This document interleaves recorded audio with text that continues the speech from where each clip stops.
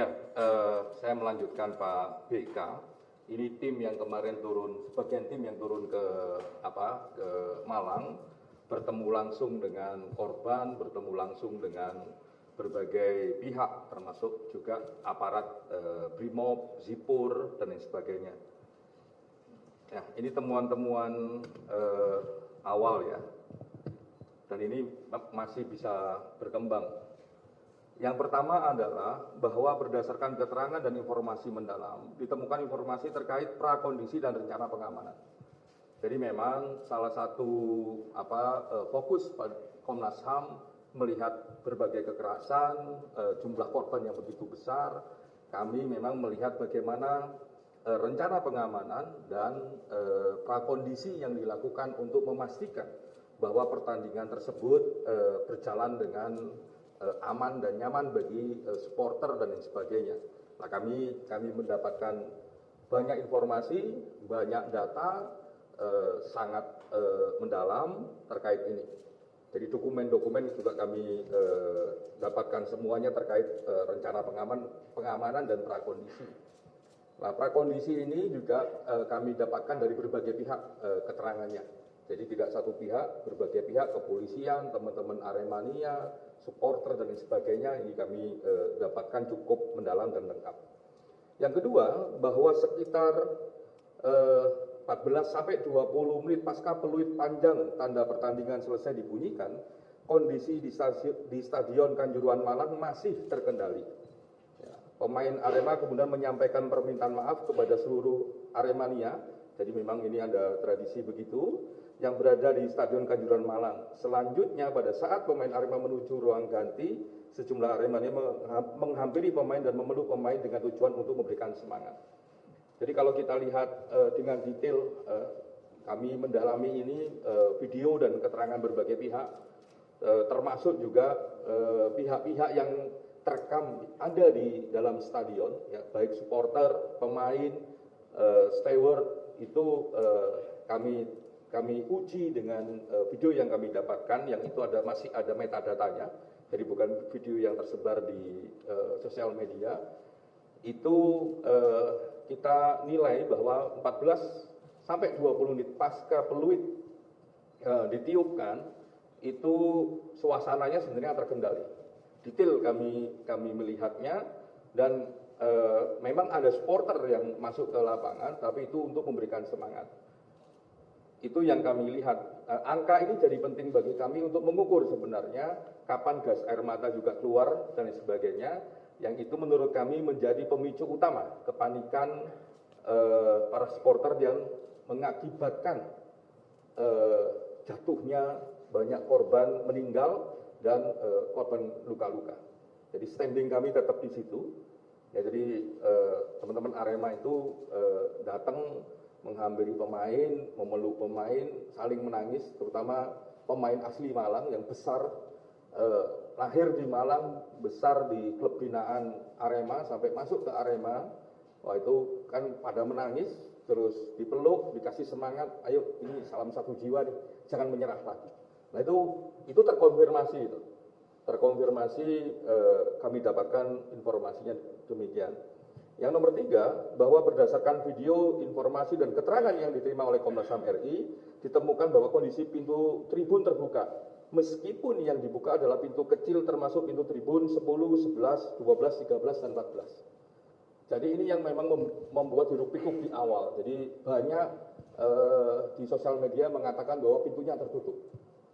Kalau pintu yang kecil itu terbuka sebenarnya sejak awal, dan kami konfirmasi firm, ya, dari berbagai video, termasuk video yang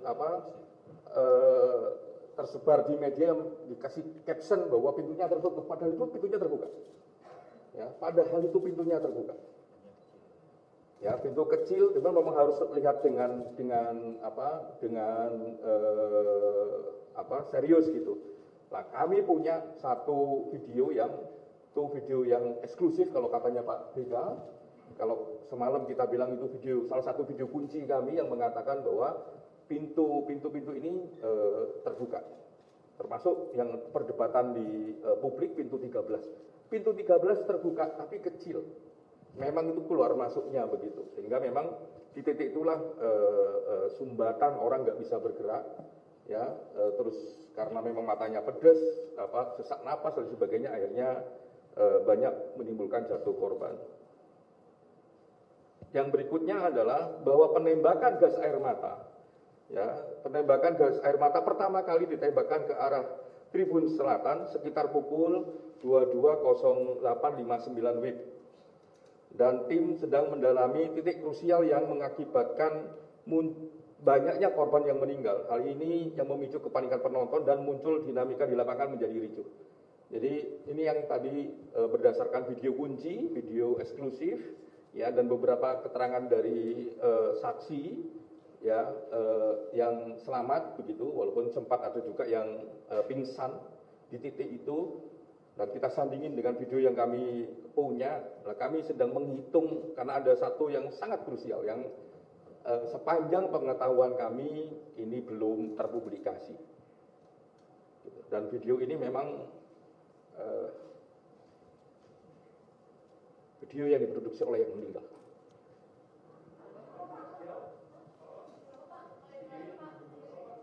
Jadi video tersebut direkam oleh salah satu korban yang meninggal. Jadi memang video ini sangat krusial. Dia bisa merekam dari sejak di tribun sampai di titik pintu itu, dan merekam banyak hal. Dan dia sendiri bagian dari yang meninggal.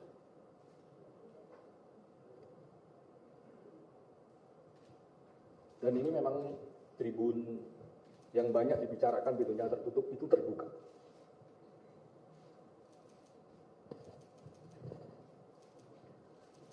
Oke.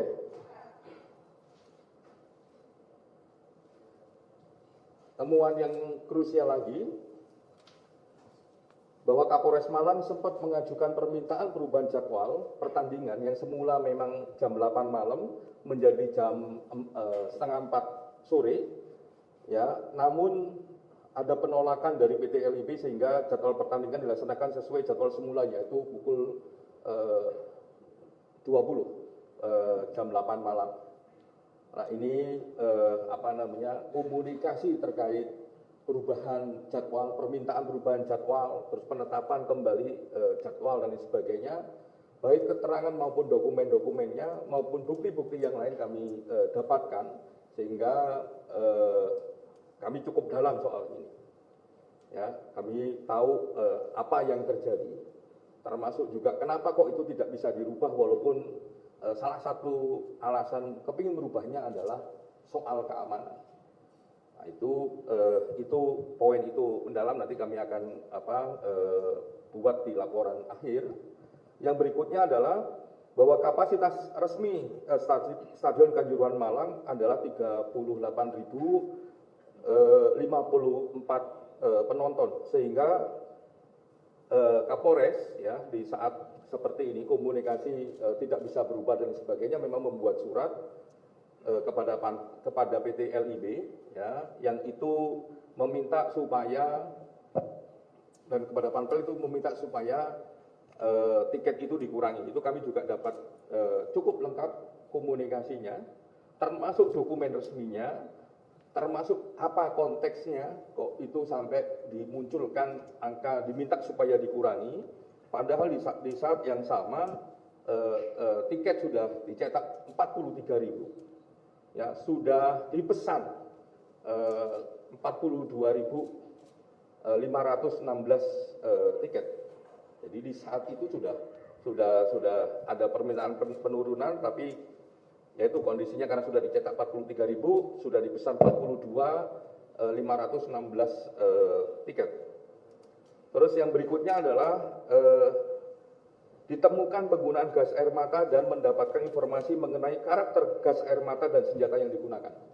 Jadi kami memang, karena ini karakter dan mandatnya Komnas HAM, soal kekerasan, soal kematian dan sebagainya, ini juga menjadi salah satu fokus kami. Jadi di samping soal rempam, rencana pengamanan, prakondisi, termasuk juga penggunaan senjata, karena ini terkait erat dengan kekerasan, jumlah korban dan sebagainya.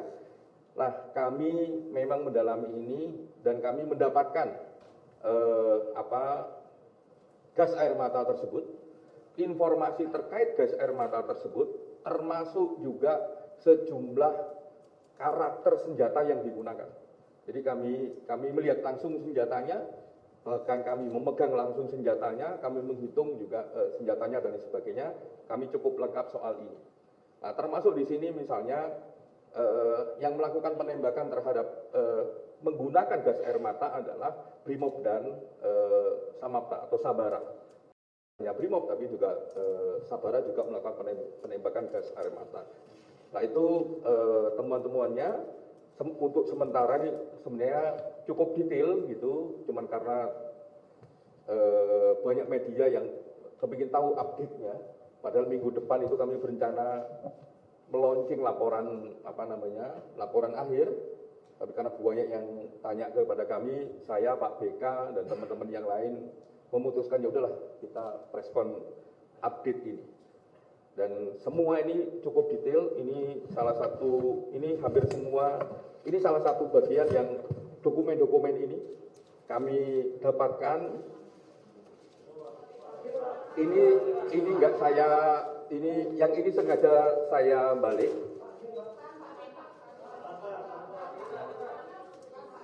Ini sebagian dari dokumen yang kami dapatkan, terutama soal rencana pengamanan, soal komunikasi, bagaimana penyelenggaraan, termasuk juga postur dari tata kelola penyelenggaraan itu terkait jam, terkait pasukan, terkait stadion, terkait korban dan sebagainya ada di sini. Belum lagi dokumen-dokumen video yang juga kami dapatkan cukup lengkap. Foto, video, termasuk video-video yang tadi kami sebutkan, video yang orisinil. Jadi kami untuk mengecek dan mengukur tembakan di menit keberapa, di titik berapa, diarahkan ke mana, mengakibatkan apa, kami berdasarkan metadata video yang kami punya. Jadi videonya harus punya metadata. Nah ini salah satu yang juga penting. Ini postur, ini 38.000, ini postur Stadion Kanjuruhan. Jadi ini resmi, ya. Ini angka resmi 38.000 sekian itu, ini resmi. Terus ukuran pintu dan sebagainya juga ada di sini, ya. Yang ini yang juga kami dalami, ya. Soal tiket yang begitu banyak padahal ini resmi, gitu. Angkanya 38.000 itu ini angka resmi stadion sana, tapi kenapa kok ada penyetakan tiket melebihi dari kapasitas kapasitas stadion, karena itu salah satu yang mengakibatkan situasi ini banyak mengalami jatuh korban. Kami mengagendakan, ya langsung aja dulu ya. Kami mengagendakan itu juga melakukan permintaan keterangan terhadap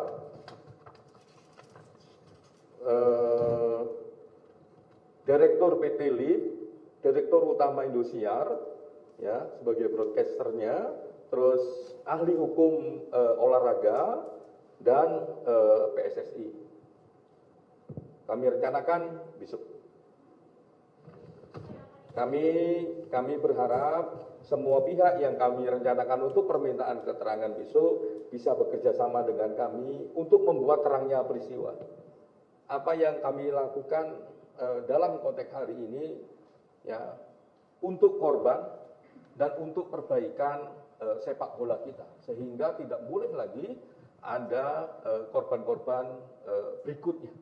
Ini soal tata kelola sepak bola, soal tata kelola keamanan, dan soal pelindungan hak asasi manusia.